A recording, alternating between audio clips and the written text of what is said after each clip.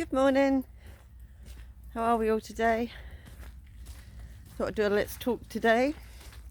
And today let's talk about death. So I know that's something that a lot of us are really uncomfortable with.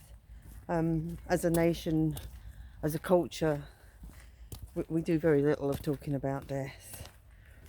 I read somewhere the USA and the UK are death-denying cultures. And I think to some extent that's true. Sorry, I'm bouncing you about a bit here. And I'm wondering why that is. And I keep coming up with the word fear. I think there's a fear around it. And I don't know if it's the fear of not knowing what happens to us after we leave this earth or we leave our human body. For me, that's the spirit, the soul continues. But for a lot of people, I hear them saying things like, I'm not religious, but I believe that there's something, but I just don't know what that is. And I think that's the same for many of us. Or sometimes maybe the fear of, if we talk about it, we're maybe tempting fate. A friend of mine, I asked her if she's got elderly parents, if she'd ever spoke to them about what they want for their funeral, or she was like, oh no, I couldn't do that. I was like, why? She said, no, I just couldn't. If you talk about it, it might happen.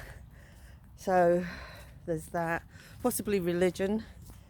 When we hear language that's used in religion, like you'll burn in hell if you haven't done things as you're supposed to do them. So there could be many reasons, and a lot of them are probably around fear. But it's the one thing that's going to happen to all of us. It really is. It's like, that's the one thing that's for sure, isn't it? That we're all going to die at some point. I'm just spinning around here because I've actually got a dog with me who's wanting to have a sniff. So, yeah, I think we should be more curious, because I think what happens is when we lose somebody, and for instance, if the independent celebrant comes to the house to talk about their life, or whoever it is that's going to conduct the service, we then realise how little we know about that person, especially if it's parents. We forget that they were people before we were born. And although we hear stories about when we were small, often we don't hear all the stories about when they were small. So yeah, I think getting curious and knowing more about that, and speaking to them about what they want, definitely that's a great thing. And it's a great thing at the actual service when you know that the stories you're telling come directly from them, and you're doing it the way they actually kind of wanted it, but never really spoke about until you brought the subject up. The other thing is have you thought about your own funeral, how you'd like that to be? And it doesn't have to be the way we all do it just now. There's loads of different ways.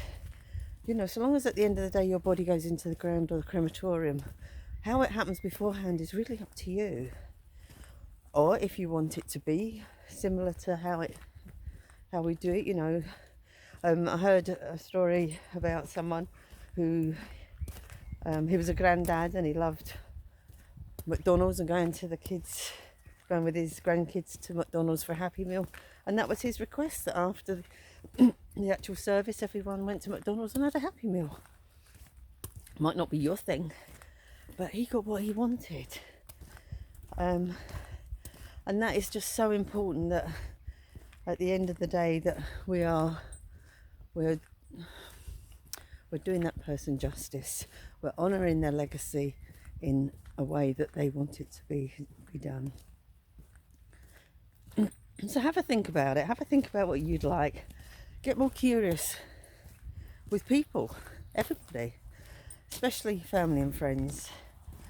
And whatever it is you do today, do it with intent, do it with love, do it with gratitude. And I hope you're having as nice a day as we are here. And I'll speak to you soon. Bye.